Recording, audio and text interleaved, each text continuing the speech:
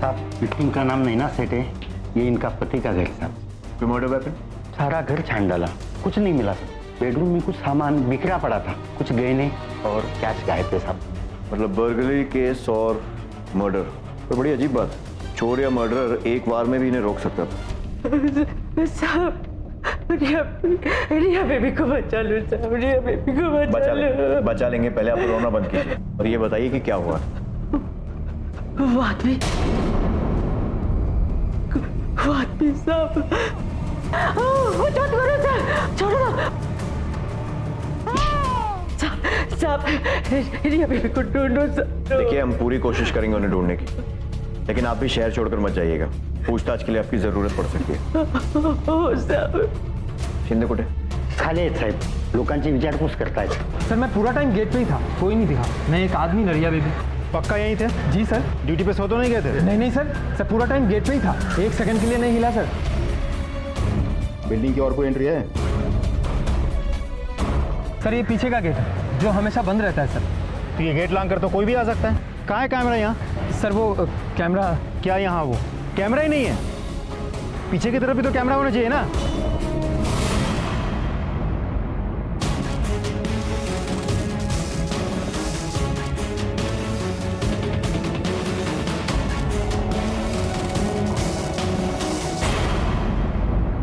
Blind spot तो फिर भी समझ में आता है, लेकिन यहाँ तो पीछे के पूरे सेक्शन में एक भी कैमरा नहीं है। मतलब मर्डरर शायद वहीं से आया और वहीं से गया होगा। लेकिन शिंदे मुझे एक बात समझ में नहीं आती, वो रिया को अपने साथ क्यों ले गया? मतलब बर्गलरी केस है, चोर चोरी करने के इरादा से आता है, मिसेस सेठ सामने आती है, उन्हें मार दिया, पद्मा आई उसे जख्मी कर दिया। उसी तरह वो रिया को भी वहीं छोड़कर जा सकता था। उसे अपने साथ में ले जाना बेवकूफ़ी भी है और रिस्क भी। शायद हॉस्टेज बनाकर ले गया होगा ताकि जरूरत पड़ी तो बच निकलने में रिया काम आए। अगर वैसा होता तो रिया आसपास ही कहीं मिल जाती, क्योंकि बिल्डिंग से बच निकलने के बाद वो रिया को ज्यादा दूर अपने साथ नहीं ले जाएगी, अनलेस रिया को किडनैप करना ही उसका मोटिव।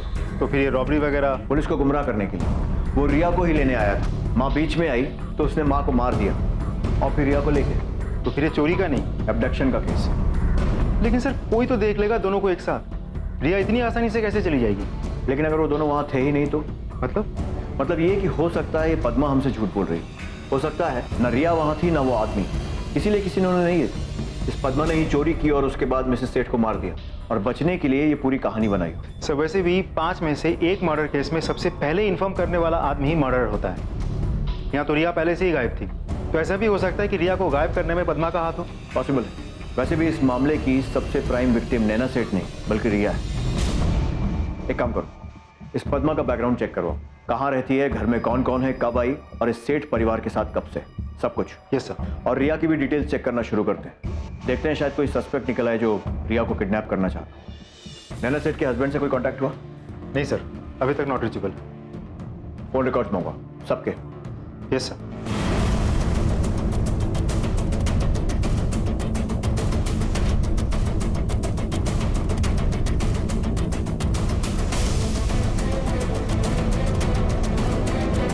साहेब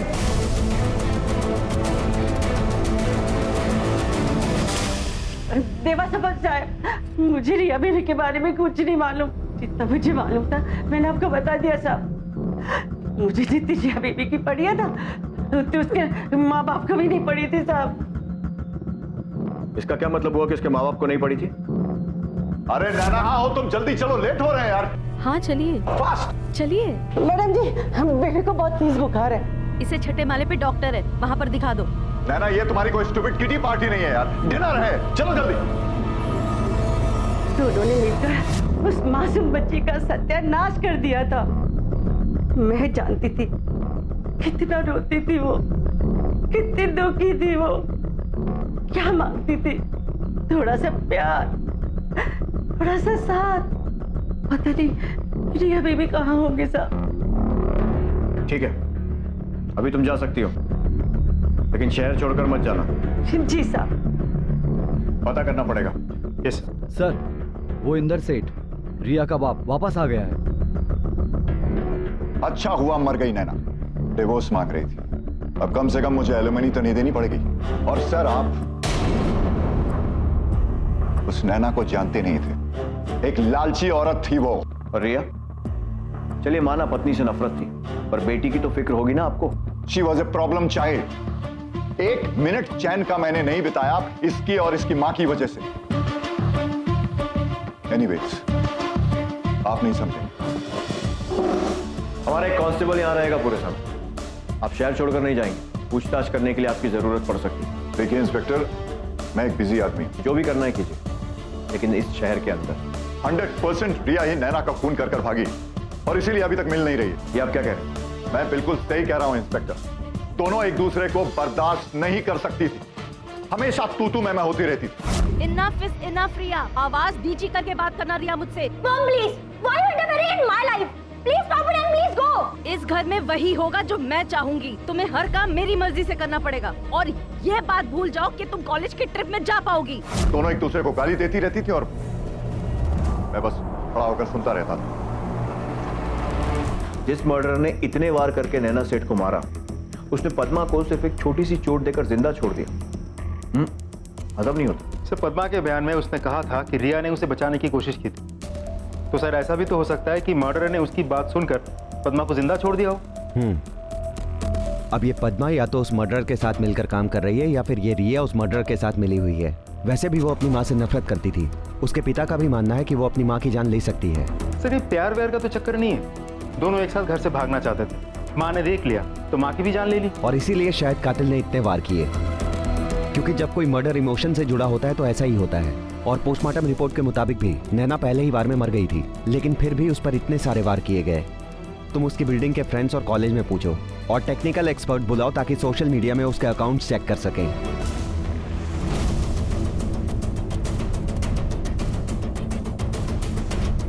एक मिनट, ये पेज खोलो। Born alone will die alone. मरने से क्यों डरूं? धोखा तो मुझे लाइफ ने दिया है। जन्म देकर मौत दी। Thank you. Happy mother's day.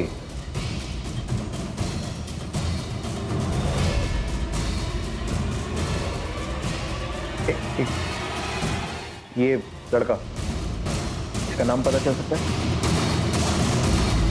No sir, tag नहीं किया और ना ही कोई कमेंट्स, ना लाइक, ना शेयर किया गया। इस लड़के की इन्फॉर्मेशन निकालना मुश्किल है।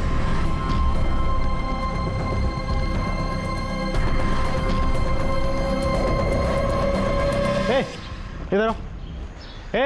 तुम्हें बुला रहा हूँ इधर। क्या सुन रहे थे चुपके से? कुछ नहीं साहब। कुछ नहीं? सच बता, नहीं तो उल्टा लटका के मारूंगा मैं। साहब मैं तो बस सुन रहा था कि कहीं कोई मेरी कंप्लेंट तो नहीं कर रहे हैं। क्यों करेगा कोई कंप्लेंट? कुछ गलत किया होगा इसलिए डर रहा है ना? साहब वो लड़की रिया, मैं उसकी मदद करता था कॉलेज से भाग निकलने में, लेकिन उसके बदले में मुझे पैसे देती थी साहब। कितनी बार हुआ ऐसा?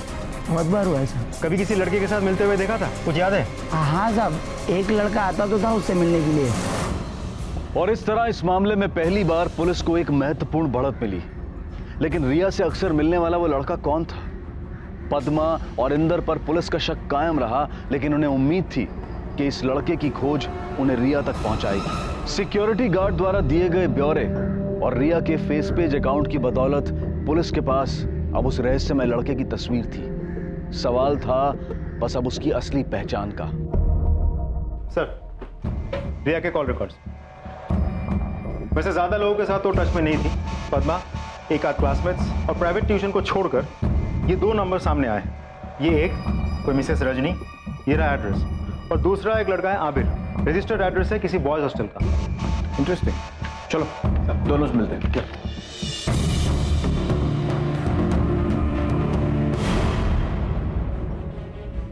आपके पिताजी? नहीं नहीं, मेरे पति थे। ओह, आई एम सॉरी। मुझे इस समय ऐसे आपको डिस्टर्ब नहीं करना चाहिए था, लेकिन एक जांच चल रही है और उसी के सिलसिले में आपसे कुछ बातचीत करनी। यस ऑफ कोर्स, बताइए। करीब 2 महीने पहले आप किसी रिया सेठ से बातचीत हुई थी आपकी? रिया सेठ? मैं तो ऐसी किसी औरत को नहीं जानती। लड़की है, कॉलेज में पढ़ती है। उसी के फ़ोन रिकॉर्ड्स में हमें आपका नंबर मिला। कुछ 3 कॉल्स घुमाए गए थे। लेकिन मैं ऐसी किसी लड़की को नहीं जानती हूँ। हो सकता है रॉन्ग नंबर हो। ठीक है, कुछ याद आए तो बता दीजिए। वैसे क्या उम्र थी आपके पति की? 65 के थे। ओके। ये औरत रजनी खुद है 40 साल की मुश्किल से, और पति 65 साल का। अचानक हार्ट अटैक से पति की मौत हो जाती है। नहीं सर, ये रजनी मुझे बहुत डाउटफुल लगी सर। शिंदे, एक काम करो, किसी को भेज कर उस पर नजर रखो। मैं भी इस एड्रेस पर पहुंच गया हूं, लेकिन ये हॉस्टल नहीं, अनाथ आश्रम है। ओके सर, चलो। यस सर, बताइए क्या हेल्प कर सकता हूँ मैं? मुझे अबीर से मिलना है, बुलाइए उसे। वो तो लापता है ना सर, हमने तो कंप्लेंट भी लिखवाई थी ऑर्फन रूल्स के हिसाब से। लापता है? कब से? 4 मई से। 4 मई से? क्यों सर, कहीं उसने कुछ गलत? आपको ऐसा क्यों लगा? जी ऐसी बात नहीं है सर, लेकिन वो थोड़ा हाथ से बाहर गया हुआ लड़का है। ड्रग्स की भी लत लगी थी उसे, डिप्रेशन की वजह से। अचानक गुस्सा हो जाता है, और इतना गुस्सा मानो पागलों जैसा। मुझे अबीर के सारे रिकॉर्ड्स चाहिए। निकलवाता हूँ सर, आबिर के ऑर्फनेज के रिकॉर्ड्स। गुड, बट सर 5 साल की उम्र में अनाथ हुआ था, तब से अनाथालय में ही है। फिर 2008 में उसे अडॉप्ट किया गया था। किसने अडॉप्ट किया? रजनी और हर्ष वाधवा ने। रजनी? उसकी एक छोटी बहन भी है, जो पिछले 7 साल से लापता है।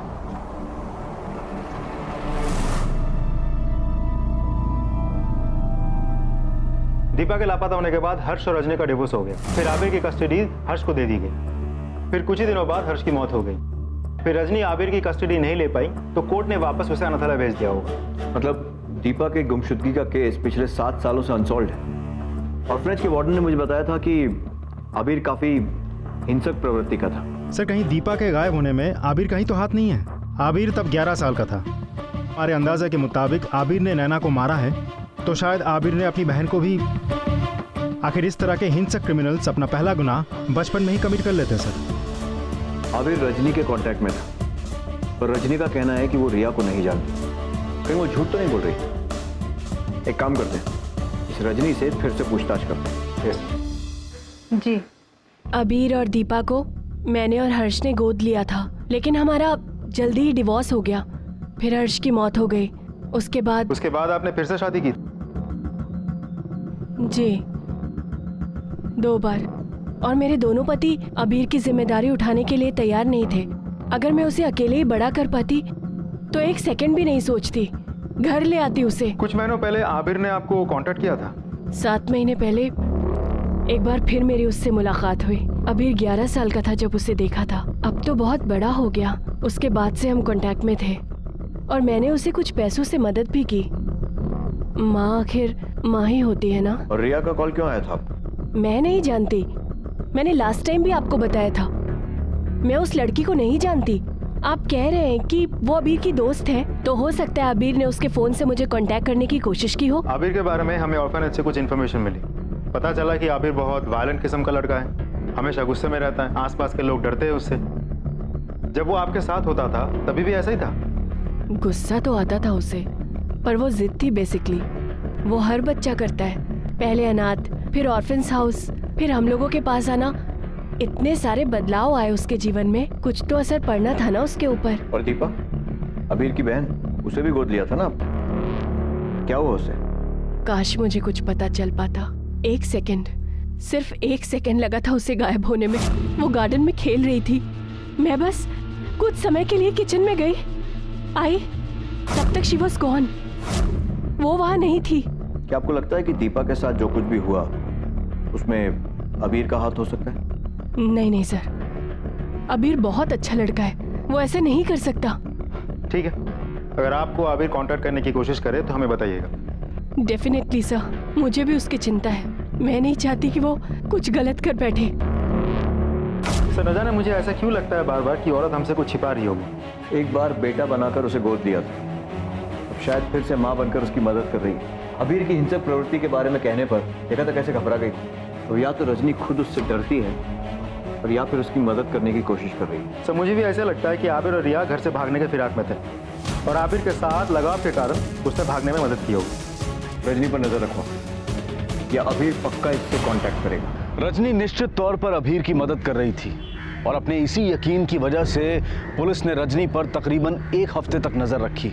लेकिन फिर रजनी को बार बार एक अनजान घर में जाते हुए देखा गया, पुलिस ने अनुमान लगाया कि शायद अभीर उस घर में हो सकता है। जब पुलिस ने आसपास के घरों में पूछताछ की तब उन्हें पता चला कि उस घर में 78 साल के कोई मिस्टर मखीजा रहते हैं, अकेले। इस जानकारी के मिलने के कुछ ही दिनों बाद रजनी को अपने साजो सामान सहित उसी घर में पनाह लेते हुए देखा गया, लेकिन अब भी ना अभीर की तरफ से रजनी से संपर्क करने की कोई कोशिश की गई थी और ना ही रजनी की ओर से ऐसी कोई प्रतिक्रिया सामने आई थी। सर, हमने आसपास के लोगों से, ठेले वालों से, सभी से आबिर के बारे में पूछताछ की, फोटो दिखाई, लेकिन किसी ने आबिर को नहीं पहचाना। सर, रजनी का उस घर से या मिस्टर माखीजा से जो भी ताल्लुक हो, आबिर की इन्वॉल्वमेंट नहीं दिखती। रजनी के पिछले एक हफ्ते के कॉल रिकॉर्ड्स सर चेक कर रहे हैं, रोज अपडेट हो रहे हैं, आबिर का कोई कॉल नहीं है।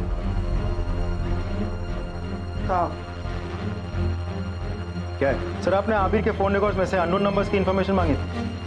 आ गया सर। राजेंद्र सिंह, एड्रेस भी मिल गया। राजेंद्र सिंह। गौर से देखो और बताओ। सर इन दोनों को तो उस दिन मैंने गोवा छोड़ा था सर।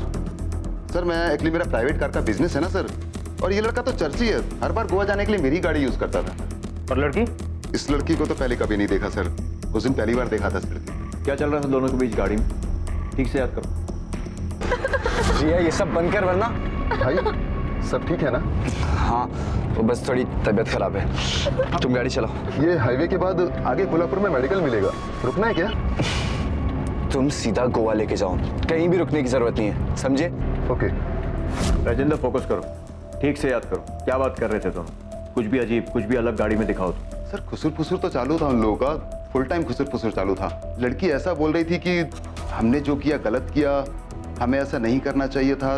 बहुत घबराई भी थी लड़की सर, और सर लड़का भी बहुत भड़का हुआ था, 3-4 बार लड़की पे बहुत चिल्लाया लड़का। गोवा में कहाँ छोड़ा था? एड्रेस? सर किसी होटल के पास नहीं छोड़ा था, वो वागा बीच है ना, वागा बीच के पास छोड़ा। ठीक है, अगर जरूरत पड़ी तो दोबारा बुलाएंगे। जी सर। शिंदे, अगर ये सच है तो फिर रिया की जान को खतरा है। अभी के अभी गोवा नहीं, नॉर्थ गोवा हेडक्वार्टर्स में मेरे बैचमेंट, उनसे असिस्टेंस तक मैं जरा इस पुराने केस को फिर से स्टडी करता हूँ जो 7 सालों से सुलझा नहीं। तो दीपा का मिसिंग केस? क्योंकि दोनों में सिर्फ एक ही चीज कॉमन है, अबीर और उसका गुस्सा।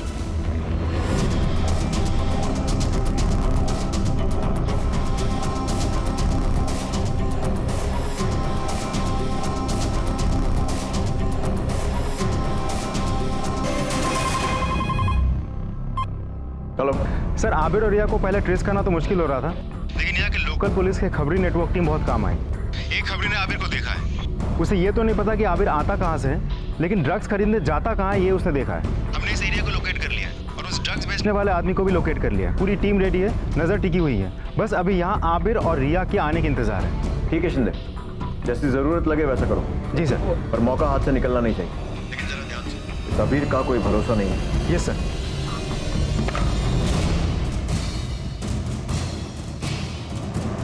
सर, आबिर को पकड़ना हमारी पहली प्रायोरिटी होनी चाहिए, और ड्रग डीलर को भी। Yes sir. ओके।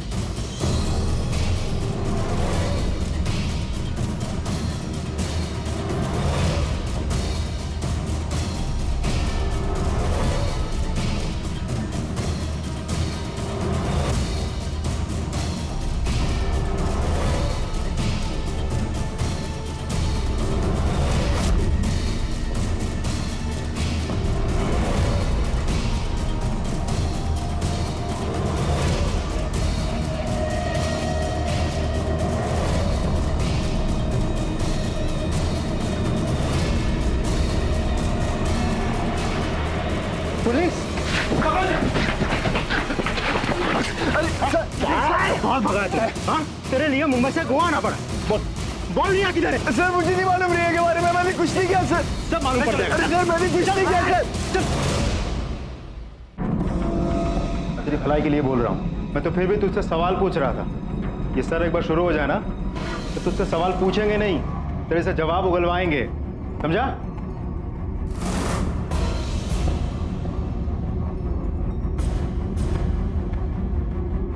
मैंने तुझे बोला था ना, लेकिन तू सुना नहीं। अब ये बेल्ट ही तुझसे जवाब उगलवाएगा। भाग गई वो, भाग गई। कहाँ? सर पता नहीं सर, मुझे लगा दैट शी लव्स मी, लेकिन सर नशा होने के बाद, मुंबई से भागने के बाद मुझे वहां पे जाके बोलती है कि that I am only a friend for her. अरे सर ऐसा कहीं होता है क्या? पता नहीं कौन सी दुनिया में जी रहा था मैं। फिर क्या हुआ? फिर क्या सर, अगले दिन सुबह उठ के देखा सारा पैसा और ज्वेलरी लेकर भाग गई ब्लडी एस्केपिस्ट। तुझे क्या लगता है तू सब बकवास कहानी सुनाएगा और हम लोग मान लेंगे? हमने राजेंद्र से बात कर ली। राजेंद्र? हाँ राजेंद्र, और उसने हमें बताया कि तू किस तरह से रिया को धमकी दे रहा था। अरे सर, काय की धमकी सर? वो तो मैं बस उसको बोल रहा था कि अपना मुंह बंद रख, क्योंकि सबके सामने सच्चाई उगल रही थी। और वो भी सर, मैंने उसको ये बोला था कि अपना मुंह बंद रख, वरना उसके लिए अच्छा नहीं होगा सर। कौन सा सच उगल रही? मर्डर का? कैसा मर्डर सर? अबीर भोला मत बन। तूने रिया की मां का मर्डर किया है ना? क्या? या फिर तुम दोनों शामिल थे इसमें? अरे सर, ये क्या कुछ भी बोल रहे हो आप? रिया की मम्मी तो तब थी भी नहीं जब हम लोग वहां से निकले।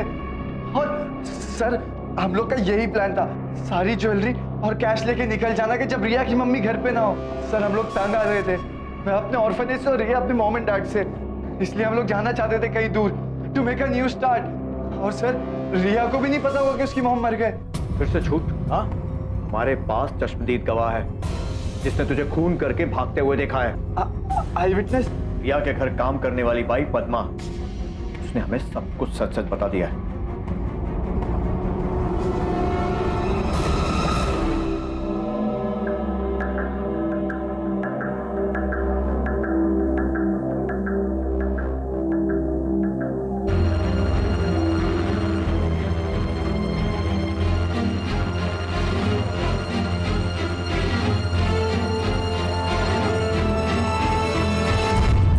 गोवा जा रही थी? गोवा क्यों जा रही थी? मेरा गांव है वहाँ, मैं उधर से ही हूँ सर। सच सच बताओ। हाय शपथ साहब, मैं गांव ही जा रही थी। मेरे परिवार के कुछ लोग हैं वहाँ, मुझे अब नहीं रहना यहाँ। रोज रोज रिया बेबी के बारे में सोचकर, और वो नालायक इंदर साहब, उनको मजा करते देख मैं ही नहीं देख सकती साहब। एक सच बात बोलूं, मुझे पूरा विश्वास हो गया कि रिया बेबी अब मर चुकी है। जिस हिसाब से उसका फोन नहीं आ रहा है, वो नक्कीच मर गई साहब। रिया के मर्डर का बहाना देके नैना के मर्डर से बचना चाह रही थी तू? रिया के साथ जो लड़का था ना, उसे हमने पकड़ लिया है। उसी ने कहा है कि वो दोनों सिर्फ चोरी करना चाहते थे, चोरी किया और भाग गए। बची तू। वो झूठ बोल रहे साहब, वो खुद को बचाने के लिए मुझे फंसा रहा है। मैंने जो कुछ भी देखा आपको बता दिया साहब। वो तो मुझे भी मारने की कोशिश किया था। मैं झूठ क्यों बोलेगी साहब?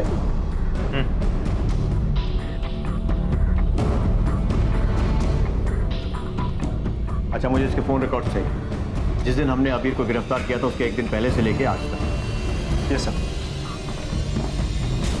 सर, हमने इंदर के फोन रिकॉर्ड्स डिटेल में चेक किया।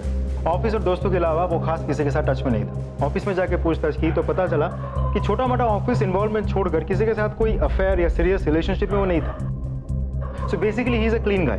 वो इस केस में इन्वॉल्व नहीं है। फिर रजनी तो खुद ही आउटसाइडर है, नैना को नहीं जानती। रजनी का कनेक्शन आबिर से है और उसके थ्रू रिया तक है। अब रिया खुद लापता है। रिया के बारे में पूछताछ करने के लिए हम जब गोवा गए तो पता चला कि किसी ने रिया को देखा ही नहीं। अब रही बात आबिर और पद्मा की। ये आबिर और पद्मा एक दूसरे पे इल्जाम लगा रहे हैं क्योंकि एक दूसरे से ये लोग झूठ बोल रहे हैं। आबिर ने हमें कहा था कि जब वो चोरी करने गया था तो नैना घर पे थी ही नहीं, जो कि झूठ है क्योंकि हमारे पास नैना के कॉल डिटेल्स के हिसाब से नैना उस वक्त घर पे मौजूद थी। और पद्मा की बताई हुई कहानी तो हम सबको पता ही। सो बेसिकली जब तक रिया नहीं मिल जाती तब तक सच्चाई सामने नहीं आएगी। She is the key. लेकिन सर, हम ढूंढेंगे कैसे? मुझे पक्का यकीन है कि पद्मा गोवा जा रही थी रिया से मिलने, लेकिन ये मानेगी नहीं। इसीलिए पद्मा के लेटेस्ट कॉल रिकॉर्ड्स मिलना बहुत जरूरी है। हो ना हो अबीर के गिरफ्तार होते ही रिया ने घबरा कर पद्मा को फोन किया हो। शिंदे, मुझे डर है कि कहीं हम रिया तक पहुंचने में देर ना कर। सर, आपने रजनी के डॉक्यूमेंट्स मंगवाए थे, उसका बैकग्राउंड भी चेक हो गया है सर। रजनी के तीनों पति हार्ट अटैक से मरे, तीनों 60 के ऊपर, अकेले और कोई परिवार भी नहीं। अरे रजनी का बैंक स्टेटमेंट हर पति की मौत के बाद बढ़ता ही गया। अब तो नया शिकार ढूंढ लिया उसने, मिस्टर मखीजा। उसी के साथ तो रहती है आजकल।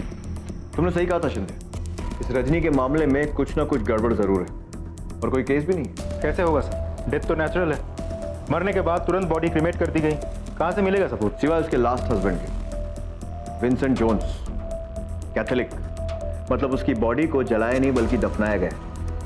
वो कहते हैं ना शिंदे, क्रिमिनल को हर बार लक की जरूरत पड़ती है, पर पुलिस को सिर्फ एक बार। इस विंसेंट की बॉडी निकलवाने का अरेंजमेंट करो। रजनी तो कंसेंट देने से नहीं, कोर्ट से वारंट निकलवाना पड़ेगा। और एक काम और करते हैं, इस अबीर से बात करते हैं, जरा पता करें कि उसको इन वारदातों के बारे में क्या मालूम है। शायद इसी के जरिए उसकी लापता बहन की भी गुत्थी सुलझ जाए। Yes sir. सर प्लीज मैं जाने दो सर। सर कितना बिठाओगे सर, अब बस करो ना। क्या करेगा बाहर जाकर? फिर से नशा? हालत देखिए अपनी कैसी हो गई है। आबिर सच बताएगा तो हम तुझे जाने देंगे। सर मेरा यकीन कीजिए, मैंने कुछ नहीं किया सर। रजनी के बारे में बता, रजनी के पति कैसे मरे? उनकी मौत में उसका क्या हाथ था? तूने मदद की थी उसकी? अरे नहीं सर, सच बोल। नहीं पता मुझे सर कुछ भी। सर मुझे कुछ नहीं पता, मैंने किसी की मदद नहीं की, बस मुझे जाने दो यहाँ। रिया कहाँ है? जिंदा है या मार दिया उसे रजनी के साथ मिलकर? सर मुझे नहीं पता सर रिया के बारे में sir. Sir please sir, sir मुझे जाने दो सर। अबीर दीपा कहाँ है? तेरी बहन, तूने मारा उसे?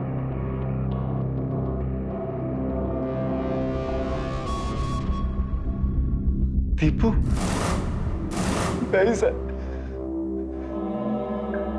मैंने दीपू को नहीं मारा सर, और ना ही रिया को मारा सर। तुझे क्या लगता है झूठ बोलकर बच जाएगा?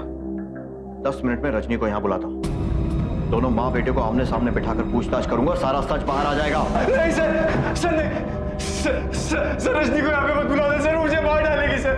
सर प्लीज सर, सर आपके हाथ छोड़ता सर, उसको यहाँ पे मत बुला दे सर। सर प्लीज सर, वो मुझे मार डालेगी सर।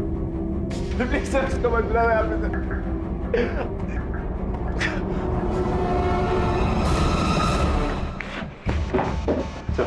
अभी स्टेबल है, लेकिन कुछ समय तक विड्रॉल सिम्टम्स होते ही रहेंगे। लेकिन सर आपने एक बात नोटिस की, रजनी का नाम सुनते ही उस पर क्या असर हुआ? सर विंसेंट जोन्स, मतलब रजनी के पति के पोस्टमार्टम रिपोर्ट। पोटेशियम क्लोराइड, इसका मतलब ये हार्ट अटैक नेचुरल नहीं था, ट्रिगर करवाया गया था। पोटेशियम क्लोराइड के इतने बड़े डोज से मिनटों में दिल की धड़कन रुक सकती है। You mean murder? यस। एक काम करो, अभी के अभी एक टीम लेकर जाओ, रजनी के घर की तलाशी लो, जहां वो अभी रहती है और जहां वो पहले रहती थी, और उसके बाद उसे पूछताछ के लिए यहां लेकर आओ। Yes sir.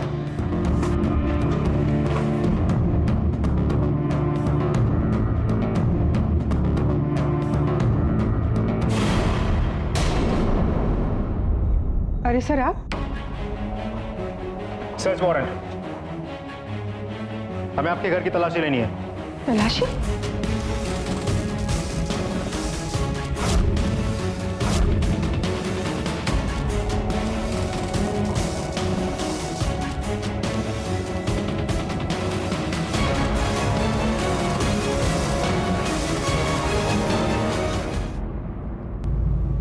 अजीब नहीं है ये रजनी जी? आपके सारे के सारे पति, एक नहीं दो नहीं बल्कि तीनों के तीनों एक ही तरह से मरे, हार्ट अटैक। शायद मेरे नसीब में। जी नहीं, नसीब का इससे कुछ लेना देना नहीं है। हाँ, पोटेशियम क्लोराइड का जरूर हो सकता है। कुछ देशों में मौत की सजा देने के लिए कैदियों को जहरीला इंजेक्शन दिया जाता है, और उसमें ये पोटेशियम क्लोराइड ही होता है ना। और आपका आखिरी पति विंसेंट जोन्स, उसकी बॉडी पर तो सुई का निशान भी मिला है, वही सुई जिससे उसे पोटेशियम क्लोराइड का इंजेक्शन दिया गया था। And for your kind information, police की एक टीम आपके पुराने घरों पर भी छापे मार रही है। इसीलिए सच कबूल कर लो, वरना जितना झूठ बोलोगी ना उतना ही दर्द होगा जब हम सच उगलवाएंगे। मीना जी रुको, इसकी जरूरत नहीं है। नर्स होने की वजह से मेरे लिए बूढ़े अकेले बीमार पेशेंट ढूंढना बड़ा आसान था। मैं वैसे ही पेशेंट ढूंढती थी जो अमीर हो, जो मरने की कगार पर हो, फिर उसके पैसे मेरे, जायदाद मेरी। और दीपा, उसे क्या हुआ? मुझे नहीं पता दीपा को क्या हुआ। हमें पता है, हमने अबीर से बात की।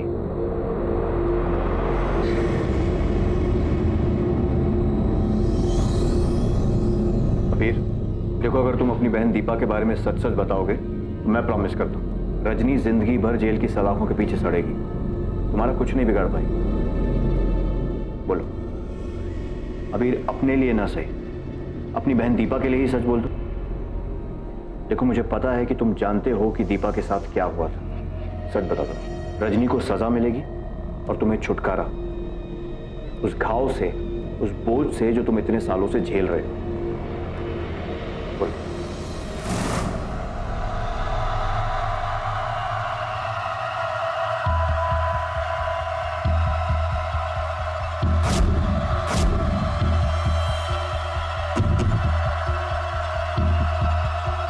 देखो मैंने क्या बनाया। Thank you.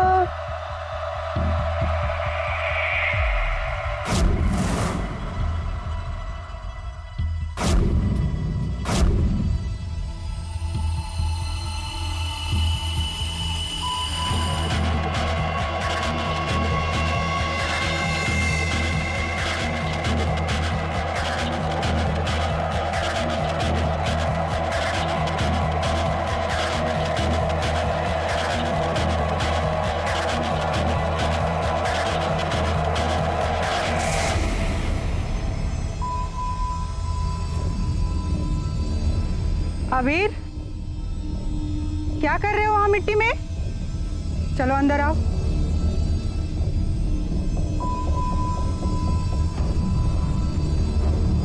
मैंने मना किया था ना वहां खेलने से, फिर भी खेल रहे थे। चलो अंदर आ जाओ।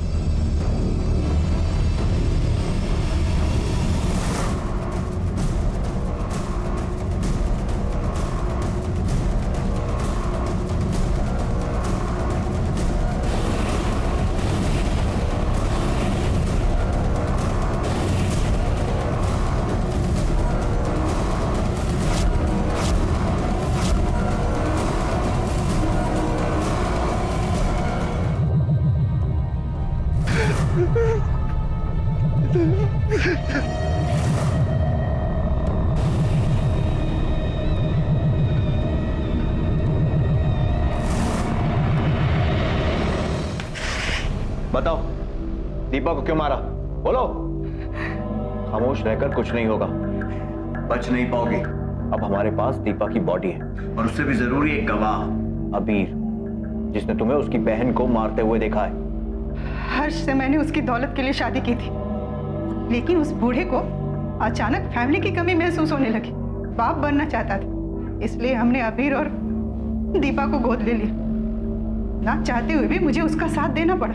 मैं जानती थी कि हर्ष कुछ दिनों में मरने वाला है, लेकिन ये नहीं चाहती थी कि उसकी सारी जायदाद दीपा और कबीर को मिल जाए। इसलिए मैंने दीपा को मार दिया और मौका देखकर मैं अबीर को भी मारने वाली थी, लेकिन तभी पता चला कि हर्ष ने मुझे ही धोखा दे दी। उसके पास कोई जमीन जायदाद नहीं थी, वो खुद कर्जे में डूबा हुआ था। मैंने उसे तुरंत डिवोर्स दे दिया और अबीर हर्ष के साथ चला गया। लेकिन कुछ दिनों में ही हर्ष की मौत हो गई और अबीर फिर से ऑर्फेन्स हाउस चला गया। लेकिन मुझे ये नहीं पता था कि दीपा को मारते हुए अबीर ने मुझे देख लिया था, नहीं तो मैं अबीर को भी नहीं छोड़ती। अब ये बताओ कि नैना के मर्डर और रिया के गायब होने से तुम्हारा क्या ताल्लुक है? मैं नहीं जानती, रिया और नैना के बारे में मैं कुछ नहीं जानती। जो सच था वो मैंने कबूल तो कर लिया ना। 7 सालों बाद नन्ही दीपा को इंसाफ मिला। ये बात साबित हो गई थी कि रजनी ने ही दीपा की जान ली, लेकिन नैना की मौत और रिया के गायब होने में उसका कोई हाथ नहीं था। आखिर पुलिस को अपना ध्यान फिर से उन 2 संदिग्धों पर केंद्रित करना पड़ा, पद्मा और अबीर। लेकिन पुलिस के अनुभव और अचूक परख की बदौलत ये गुत्थी भी सुलझ गई। पद्मा के कॉल रिकॉर्ड्स ये देखो, इनकमिंग और आउटगोइंग कॉल कोड देखो। गोवा का है। उन्होंने अबीर के अरेस्ट होने के बाद बौखलाई हुई रिया ने पद्मा को कॉल किया होगा गोवा से, और इसीलिए वो एकाएक गोवा के लिए निकल पड़ी। एक काम करो, ये लैंडलाइन नंबर्स कहाँ के ट्रेस करो और गोवा पुलिस से वहां पर रेड करने को बोलो। Yes sir.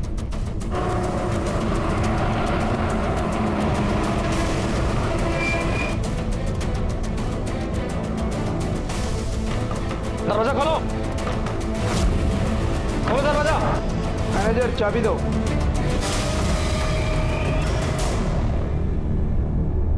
अब क्यों ले जा रहे हो? अरे मैंने सब बता तो दिया। रिया, रिया बेबी, रिया बेबी तो कैसी है बेबी? रिया बेबी, बेटा घर चला। कौन सा घर? कोई घर नहीं है मेरा काकी। नहीं मैम, ऐसे नहीं बोलते। तुम्हारे पापा है ना बेटा। पापा, वो पापा जो यहाँ तक भी नहीं है। कहीं नहीं जाऊंगी काकी, मैं कहीं नहीं जाऊंगी। कहीं नहीं जाओगी तुम, अब तुम सीधे जुवेनाइल जेल जाओगी। तुम्हारे बैग से तुम्हारी माँ का खून मिला है। क्या रखा था उसमें? Murder weapon. I am sure उसे तो तुमने ठिकाने लगा ही दिया होगा, लेकिन बैग से खून साफ करना भूल गई है ना? बस आप बात तो सुनो साहब। कोई फायदा नहीं है, मदद नहीं कर पाओगे उसकी, बल्कि तुम भी जेल जाओगे रिया को बचाने के जुर्म में, और साथ में अबीर भी। मैं ये नहीं करना चाहती थी, बिल्कुल नहीं करना चाहती थी।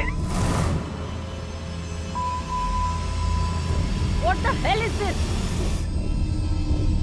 क्या हो रहा है ये सब यहाँ पर? तुम इतनी चीप हो गई हो कि अब ऐसे लड़कों को घर पर लाने लग गई हो। मॉम रिलैक्स, ऐसा कुछ भी नहीं है। चुप बैठो। और तुम get out from here. Mom ये क्या कर रही हो? मैंने कहा ना ऐसा कुछ भी नहीं है। बाजारू लड़की, तेरी जैसी लड़की मुझे कभी नहीं चाहिए थी। तो मेरी जिंदगी में आई हो, मुझे नहीं चाहिए थी। मैं तुझे कभी नहीं चाहती थी। चुप कर, गंदे जुबान पैदा कर। कुछ देर के लिए मैं डर गई थी, कुछ समझ में नहीं आ रहा था। जो भी हो, रिया बेबी को बचाना था। उस घटी औरत की वजह से मैं रिया बेबी की जिंदगी को बर्बाद नहीं होने देना चाहती थी साहब।